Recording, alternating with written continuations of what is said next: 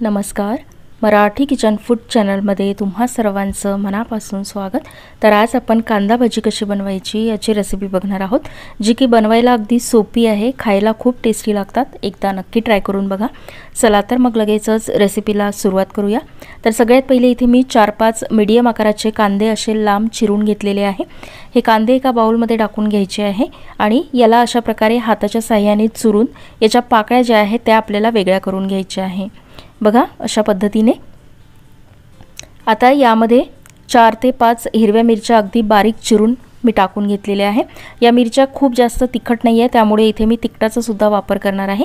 अर्धा चमचा तिखट टाकून घेतलेला आहे. त्यानंतर यामध्ये अर्धा चमचा हळद टाकायची आहे. सोबतच चवीनुसार मीठ टाकून घ्यायचं आहे. त्यानंतर यामध्ये 1 मोठा चमचा आपल्याला तीळ टाकायचे आहे. 1 छोटा चमचा इथे मी ओवा टाकून घेतलेला आहे आणि 1 छोटा चमचा यामध्ये खसखस टाकायची आहे.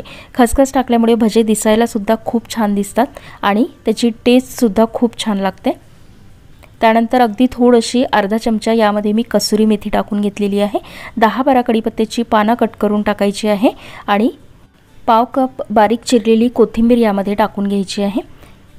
त्यानंतर हे जे सगळं साहित्य आपण टाकलेलं आहे याला थोडंसं कांद्यामध्ये मिक्स करून घ्यायचं आहे आणि हे व्यवस्थित मिक्स झालं की नंतर यामध्ये आपल्याला बेसन टाकायचं आहे. तर इथे मी 1.5 कप बेसन टाकून घेतलेलं आहे. बेसन आपल्याला अंदाजानेच टाकायचं आहे, म्हणजे खूप जास्त सुद्धा बेसनाचा वापर करायचा नाही आहे. आणि त्यानंतर थोडं थोडं पाणी टाकून हे आपल्याला भज्यांचं पीठ जे आहे ते भिजवून घ्यायचं आहे. तर हे जे भज्यांचं पीठ आहे हे आपल्याला खूप जास्त पातळ करायचं नाही आहे किंवा खूप जास्त घट्ट सुद्धा ठेवायचं नाही आहे.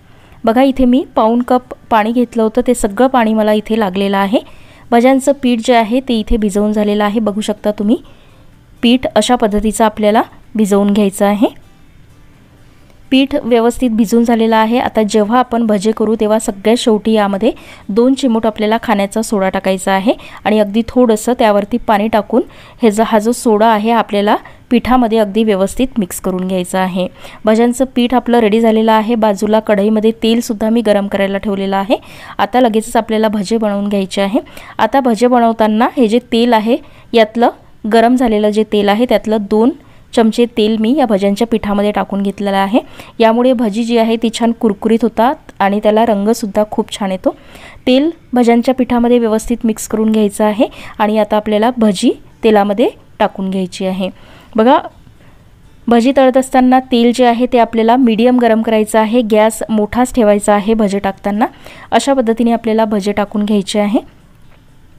बघा व्हिडिओमध्ये दाखवल्याप्रमाणे भजे आपल्याला तेलामध्ये टाकून घ्यायचे आहे. संपूर्ण भजे तेलामध्ये टाकून झाल्यानंतर लगेच त्याला झारा वगैरे लावायचा नाही आहे. भज्यांवरती जो फेस आलेला आहे तेलाचा तो थोडासा कमी झाला की ही जी भजी आहे ही आपल्याला पलटवून घ्यायची आहे. भजी तळत असताना गॅस जो आहे तो मीडियम टू हायच्या मध्ये ठेवायचा. गॅस एकदम कमी करायचा नाही, नाहीतर भजी जी आहे ती तेलकट होऊ शकतात.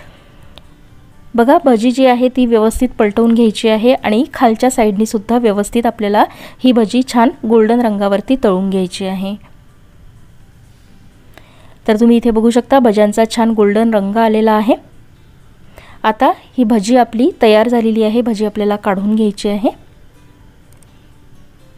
तर अगदी कुरकुरीत ही कांदा भजी तयार होतात. गरमागरम खायला खूप छान लागतात. बघा भजी मी इथे प्लेटमध्ये काढून घेतलेली आहे. आता भज्यांची इथे एक बॅच तळून झालेली आहे. तर जे उरलेलं पीठ आहे त्याची सुद्धा भजी आपल्याला अशाच पद्धतीने करून घ्यायची आहे. अगदी झटपट ही भजी तयार होतात. तर बघा इथे भज्यांची दुसरी बॅच सुद्धा मी तळून घेतलेली आहे. या भज्यांबरोबर हिरव्या मिरच्या ज्या आहेत त्या सुद्धा थोड्याशा तळून घ्यायच्या आहे, म्हणजे खायला खूप छान लागतात.